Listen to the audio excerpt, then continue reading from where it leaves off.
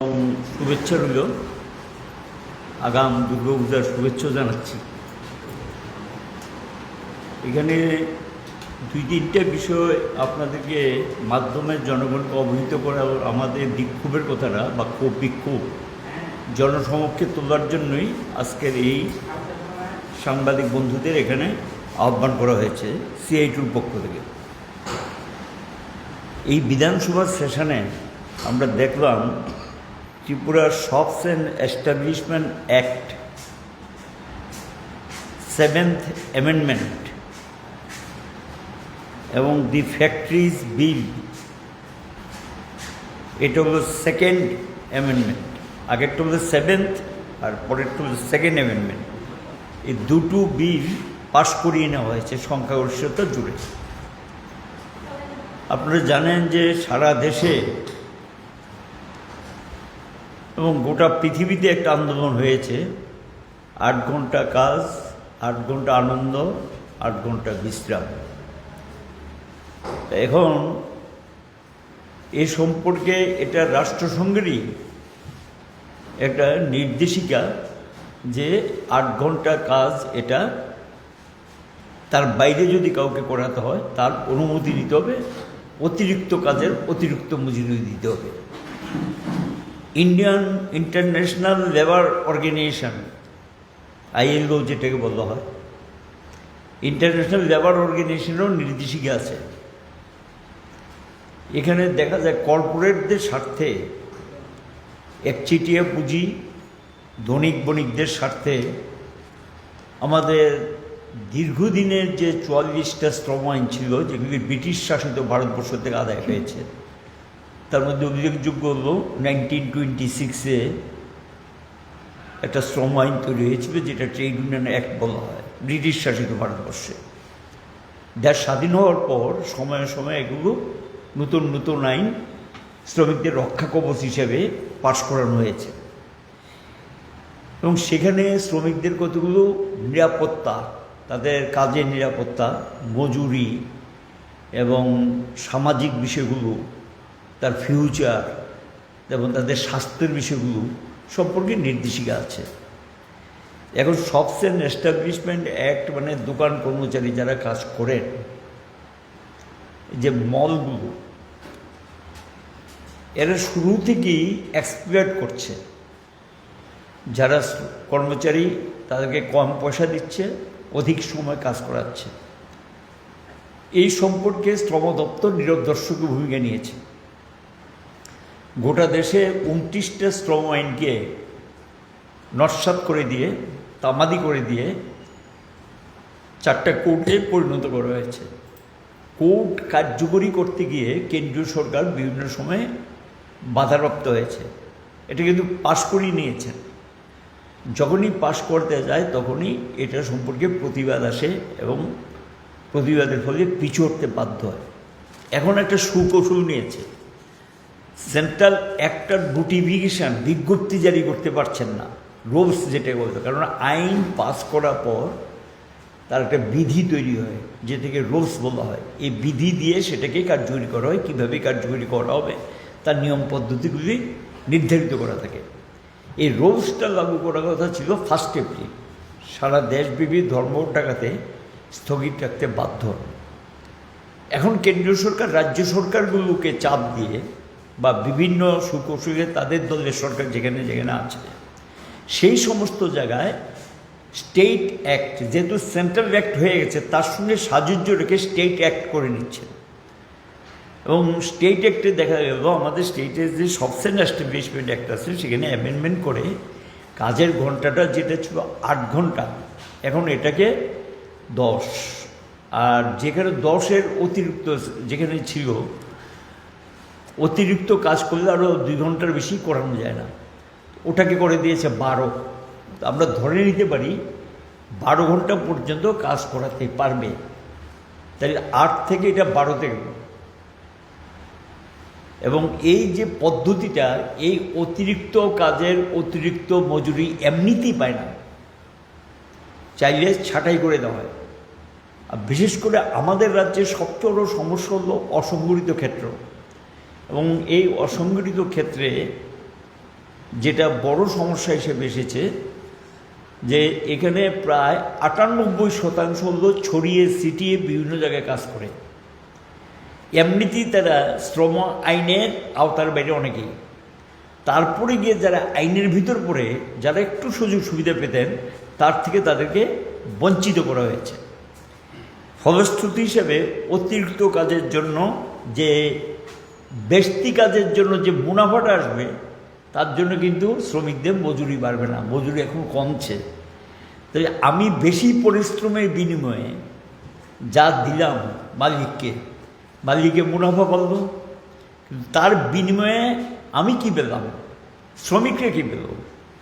বিনিময়ে তারা পেল অবজ্ঞা এবং অসম্মান, নির্দিষ্ট সময় মজুরি না দেওয়া, মজুরি কমিয়ে দেওয়া, তাদের শরীরে সমস্ত কিছু নিংড়ে খেয়ে নেওয়া।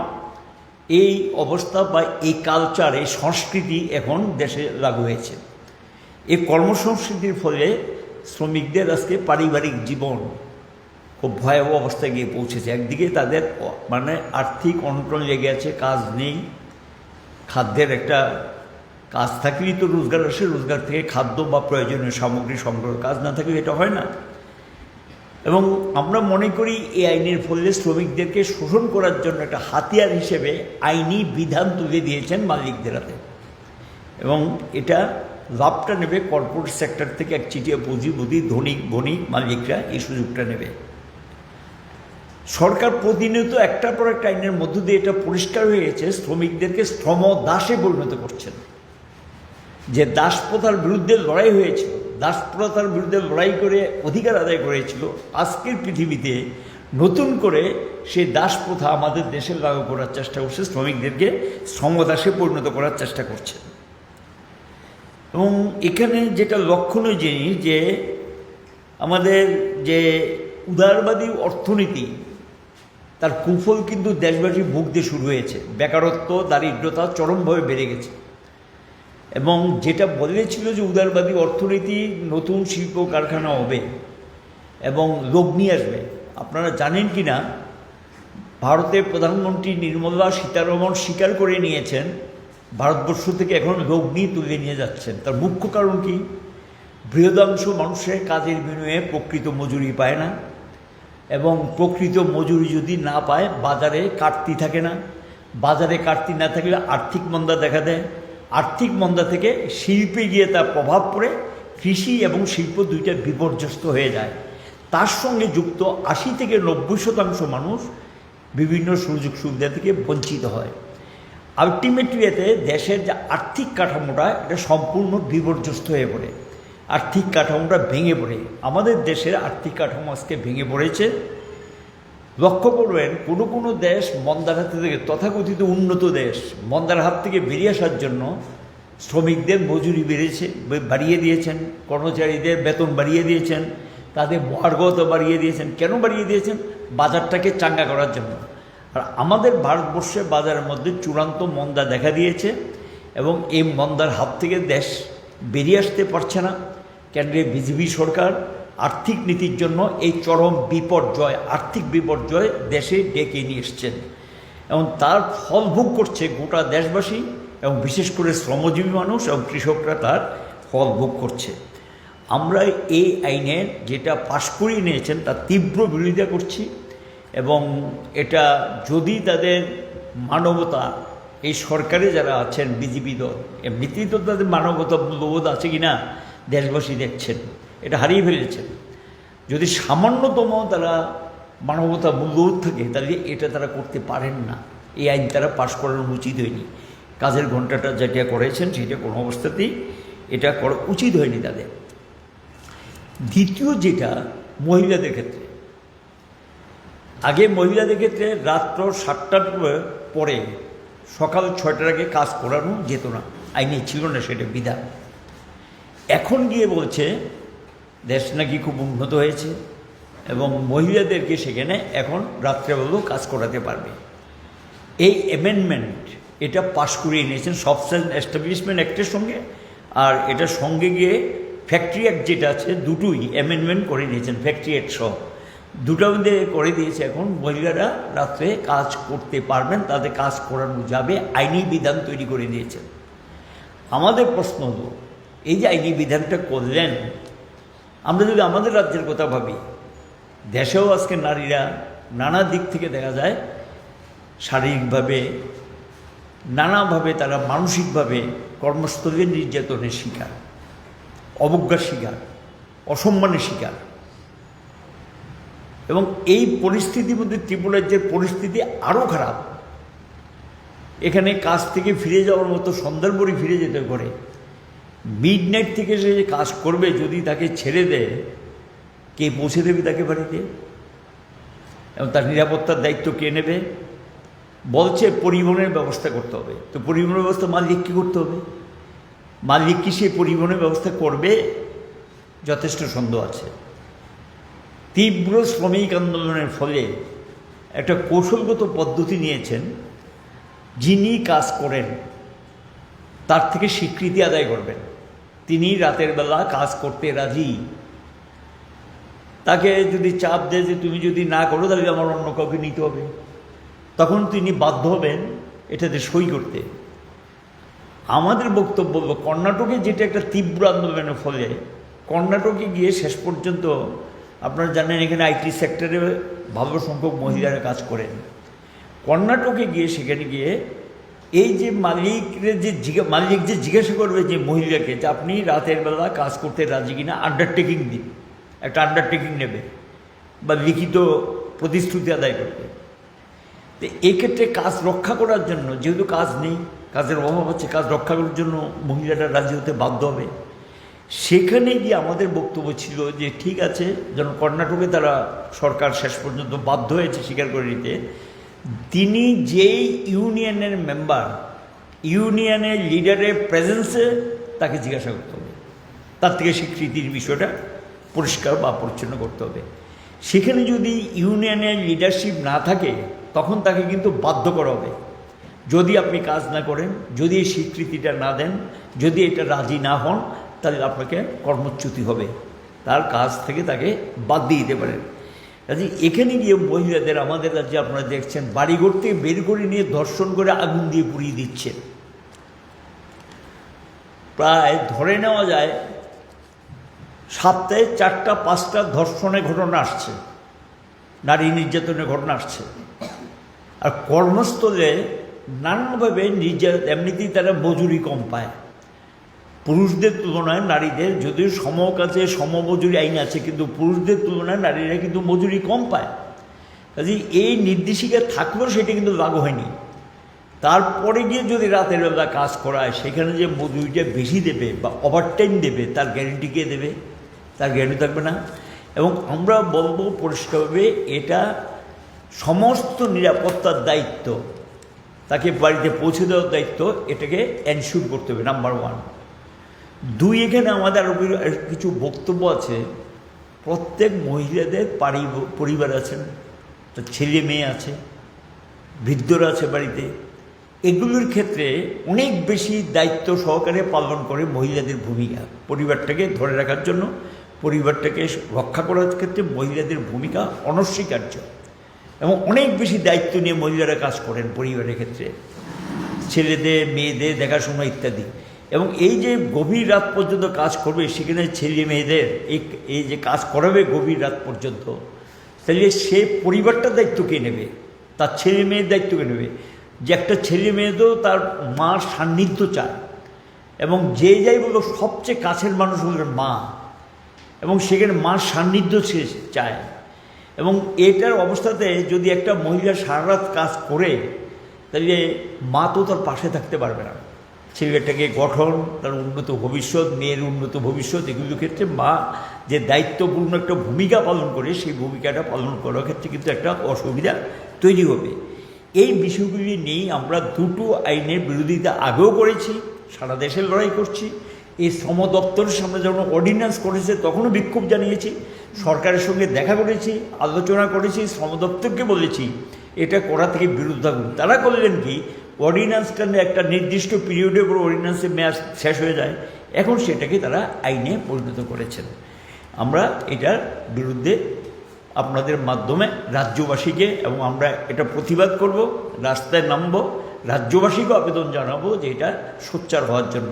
কারণ অতিরিক্ত কাজ করে মুনাফা লুটবে আর আমাদের শরীরটাকে, শ্রমিকদের শরীরটাকে নিংড়ে খেয়ে নেবে, এই চরম যে নির্যাতন, এটার বলবো নির্যাতনই, এক ধরনের শারীরিক নির্যাতন, শরীরের উপর নির্যাতন এটা। এবং এটা সম্পর্কে এমনিতেই যে টাকা তারা দেন, এতে তো খাদ্য টাদ্য সংগ্রহ করা, একটা শরীর ধরে রাখা সম্ভব না। যেইভাবে পরিশ্রম করা, সেই পরিশ্রমের বিনিময়ে মজুরিও পায় না। তারপরে গিয়ে এই কাজ, এই যে আইন, এই আইনে হাতিয়ার তুলে দিলেন মালিকদের হাতে। মালিকদের হাতে হাতিয়ারটা তুলে দিয়েছেন শ্রমিক বিরোধী, জনবিরোধী, অগণতান্ত্রিক, স্বৈরাচারী এবং একটা নয়া ফেসিবাদী সরকার আছে বলে কেন্দ্র এবং রাজ্যে এই ধরনের সিদ্ধান্ত নিতে পারেন। আপনাদের জানার জন্য বলছি, ইন্টারন্যাশনাল লেবার অর্গানাইজেশনে এবারকার যে কনভেনশন রয়েছে সারা পৃথিবী, আমাদের CITUর প্রতিনিধি উমেশ অংশগ্রহণ করেছিলেন। আমি শুনেছি, ওনার কাছে শুনেছি দিল্লিতে, আমাদের ত্রিপুরা থেকেও একজন এটাতে নাকি BMS-এর হয়ে গিয়েছেন, একজন মহিলা কর্মচারী নেত্রী সম্ভবত। তিনি কিন্তু সেখানে গিয়ে এই যে আইলোর মধ্যে ভারতের বিষয়টা উঠেছে, তখন গিয়ে CITU যখন এটা মানে আন্তর্জাতিক স্তরে তুলেছে, এটা কিন্তু তখন ভারত সরকারকে বলা হয়েছে যে এই জাতীয় দানবীয় আইন তৈরি করার আগে ভেবে দেখুন, এটা করবেন না এবং এটা করা উচিত না। এই যে শ্রম কোড সম্পর্কে পরিষ্কার সেখানে কন্ডেম করা হয়েছে, এটাকে করা উচিত না বলে প্রতিবাদ জানিয়েছে। তো এই পরিস্থিতির মধ্যে কোনো কিছুকেই না মেনে বৃদ্ধাঙ্গুষ্ঠ দেখিয়ে এই ধরনের আইন তৈরি করা সমর্থন করা যায় না। এই হলো গিয়ে আমাদের বক্তব্য। কিছু আছে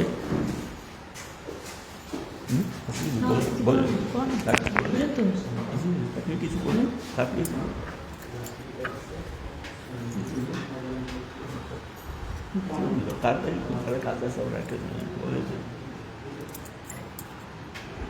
সবাইকে আগাম শুভেচ্ছা। শারদীয়া উৎসবের আগে সবাই ভালো থাকুন, পুজো ভালো কাটুক। আপনারা তখন ধরে শুনলেন আমাদের CITUর সভাপতি বিস্তৃত পরিসরে আপনাদের সামনে কিছু কথা বলেছেন।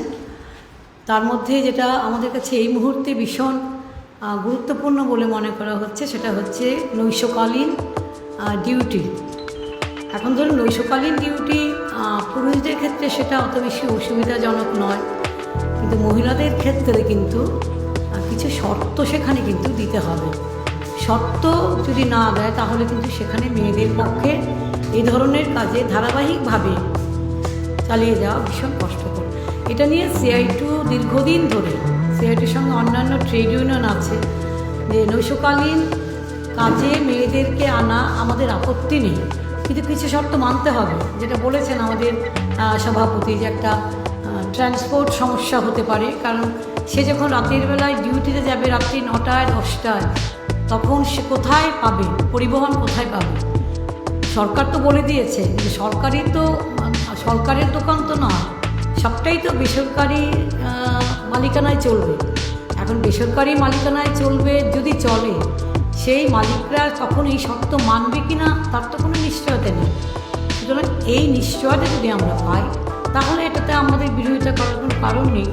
বছরখানেক আগে যখন এটা নিয়ে নাড়াচাড়া হচ্ছে, অর্ডিন্যান্স জারি হয়েছে, আমরা কিন্তু সঙ্গে সঙ্গে CITUর তরফ থেকে আমরা বেশ কয়েকজন মিলে কিন্তু আমরা শ্রম দপ্তরে কমিশনের সঙ্গে কথা বলেছি, স্মারকলিপি পেশ করেছি এবং বিস্তারিতভাবে আমরা অসুবিধার কথাগুলো বলেছি। শুনেছেন, কিন্তু বলেছেন না আপনারা যেগুলো বলছেন সেগুলো আমরা মেনে চলব, এগুলো নাকি শর্ত তাদের মধ্যে আছে। তখন আমাদের দেখাতে পারেনি, কিন্তু এখন দেখেন দুদিনের মাত্র বিধানসভা অধিবেশন হয়েছে, সেখানে জোর করে কোনো আলোচনা না করে, কিছু না করে এটা একটা তারা পাস করিয়ে নিল। এখন এটা বিল হয়েছে, তারপরে আগামী দিনে এটা অ্যাক্ট হবে, আইন হবে। এখন যার যেমন খুশি ব্যবসা করবে রাতের বেলায়, কিন্তু তার কোনো মানে সেটা কিভাবে হতে পারে, এটা সুদূর প্রসারী কিনা, এবং সেটা যদি যেভাবে বলছে সেভাবে যদি হয় এবং কিছু শর্ত যে মানতে হবে এটা যদি মানে, তাহলে ঠিক আছে, আমরা মেনে নিতে পারি, দেখতে পারি। কিন্তু যদি কোনো শর্তই না মানা হয়, যে না মালিকের সিদ্ধান্ত অনুযায়ী চলবে, মালিক বলল, হঠাৎ করে বলল এমপ্লয়ীদের, বিশেষ করে মহিলা এমপ্লয়ীদের কোনো তারা পরিবহন দিতে পারবে না, প্রোভাইড করতে পারবে না।